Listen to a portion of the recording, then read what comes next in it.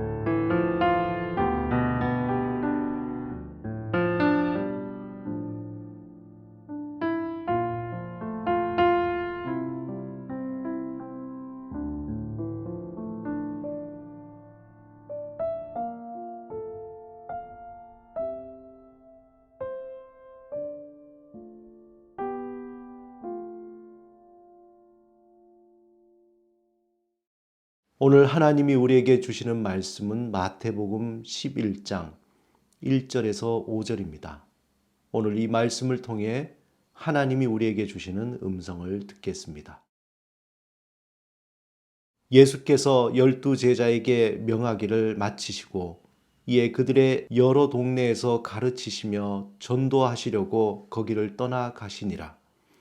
요한이 옥에서 그리스도께서 하신 일을 듣고 제자들을 보내어 예수께 여짜오되 오실 그이가 당신이오니이까 우리가 다른 일을 기다리오리이까.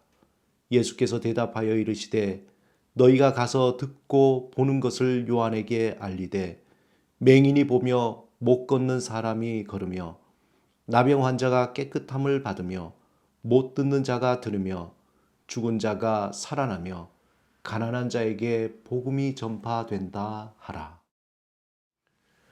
우리가 잘 아는 세례 요한은 당시에 광야에서 복음을 전할 때에 거기에 있는 많은 사람들이 몰려들고 들썩였습니다. 그의 영향력은 온 이스라엘에 미쳤고 그의 외치는 소리에 이스라엘 백성뿐만 아니라 로마 군인들도 세례를 받고 심지어 바리새인과 제사장들도 그가 오실 메시아인 줄 알고 의심할 정도였습니다. 이때 예수님이 그의 앞에 세례를 받으러 나타났습니다. 세례 요한은 그의 앞에 나타난 예수님을 보고 그가 그토록 기다리던 메시아임을 알아보았습니다. 그는 예수님이 자신이 증거했던 생명의 빛이며 또 온 세상에 죄를 지고 희생제물로 십자가에 죽을 하나님의 어린 양임을 알았습니다. 그 예수님은 자신과 비교할 수 없는 태초의 로고스이며 빛이시고 자신이 외치는 소리의 근원임을 그는 깨달은 것입니다. 비록 수많은 사람이 자신에게 세례를 받고 회개하며 따랐지만 자신은 단지 언젠가는 사라져야 할 소리라는 것을 스스로 알고 있었습니다. 그러기에 세례 요한은 자신의 제자들이 예수님이 세례 베푸실 많은 사람이 예수님께로 간다고 이야기했을 때에 그때 시기하거나 또 흥분해서 말하거나 또 전혀 그 마음이 흔들리지 않았습니다. 세례 요한은 태초의 말씀이신 예수님이 이 땅에 오심의 목적이 무엇인지 너무나 잘 알고 있었습니다. 죄 많은 이 세상에 하나님은 그의 백성을 구원하시고자 오랫동안 참으시고 또 기다리셔서 비로소 그의 아들을 보내시고 구체적인 구원의 완성을 이루기 위해서 이제 예수님을 통해서 그 일을 시작하신 것입니다. 이러한 하나님의 마음을 요한은 너무도 잘 알고 있었습니다. 그는 빈들에서 외치는 하나님의 소리답게 하나님의 그 마음을 담아 같은 소리를 내었습니다. 그의 소리는 하나님의 아픔이 담겨 있고, 그의 소리에는 하나님의 눈물이 담겨져 있고, 그의 소리에는 하나님의 깊은 사랑이 담겨져 있었습니다. 왜냐하면 그는 자신의 소리를 내지 않고 오직 하나님의 마음과 공명하는 하나님의 소리를 냈기 때문입니다. 그러므로 그는 하나님의 아들, 이 세상을 구원할 어린 양이신 예수님을 볼 때에 시기하거나 질투하거나 그러한 마음이 없이 오히려 마음이 말할 수 없이 기뻤던 것입니다. 그 충만한 기쁨으로 매우 결의에 찬 표현으로 제자들에게 그는 말했고, 또한 바리새인들에게, 로마의 종교 지도자들에게 말했습니다. 요한복음 1장에 보면은 그는 흥하여야 하겠고 나는 쇠하여야 하리라 하니라. 즉 세례 요한 자신은 지금 그렇게 인기가 많지만 오히려 나는 쇠하여야 되고 이제 하나님의 그 외아들, 독생자, 구원자이신 예수님, 메시아는 흥해야 된다고 말한 것입니다. 오늘 본문에서 옥에 갇힌 세례 요한이 예수님이 정말 우리가 기다리고 기다렸던 바로 그 분, 예언되어진 메시아인가 알기 위해서 제자들을 예수님께 보내게 됩니다. 그리고는 그 제자들에게 정말 당신이 오실 그이니까? 라고 물었을 때에 예수님은 이렇게 대답하십니다. 맹인이 보며 못 걷는 사람이 걸으며 나병 환자가 깨끗함을 받으며 못 듣는 자가 들으며 죽은 자가 살아나며 가난한 자에게 복음이 전파된다. 한마디로 이 말의 의미는 바로 예수님이 메시아라는 것입니다. 바로 오랫동안 선지자들이 외쳤던 그 예언의 메시아, 구원자가 바로 예수님 자신이라는 것을 말해준 것입니다.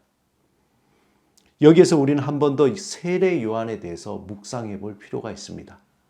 세례 요한은 당시 높은 관심과 수많은 사람이 그에게 와서 회개의 세례를 받고 따랐음에도 불구하고 자신의 사명을 너무도 잘 알았기 때문에 자신의 내면에 일어나는 수많은 유혹과 의심에도 불구하고 그 걸림돌에 넘어가지 않았습니다.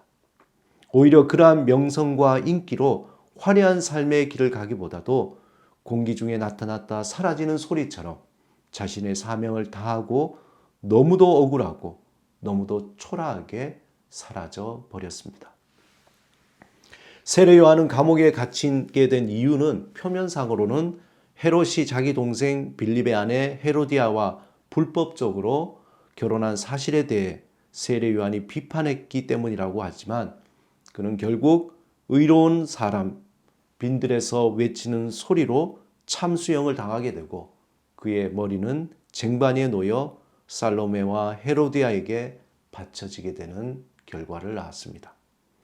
그는 30을 조금 넘은 젊은 나이에 정말 억울하고도 쓸쓸하게 비극적인 삶으로 그 생을 마치게 된 것입니다.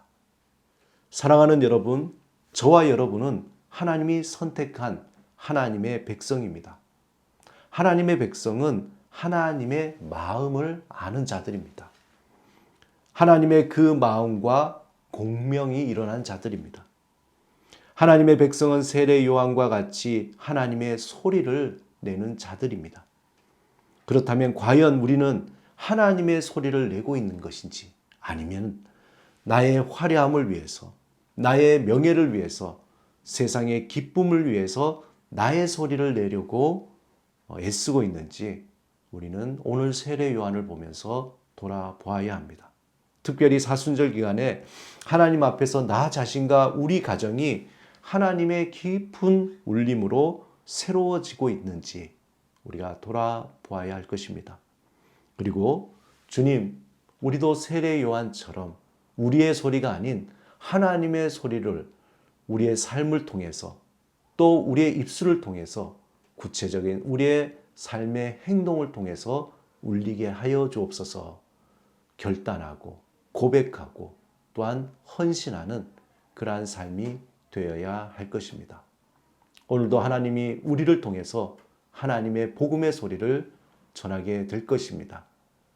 우리 삶을 통해 그 복음의 소리가 온전히 울리도록 사모하며 헌신하는 오늘 하루가 되시기를 주님의 이름으로 축원합니다. 이 시간 함께 기도하시겠습니다.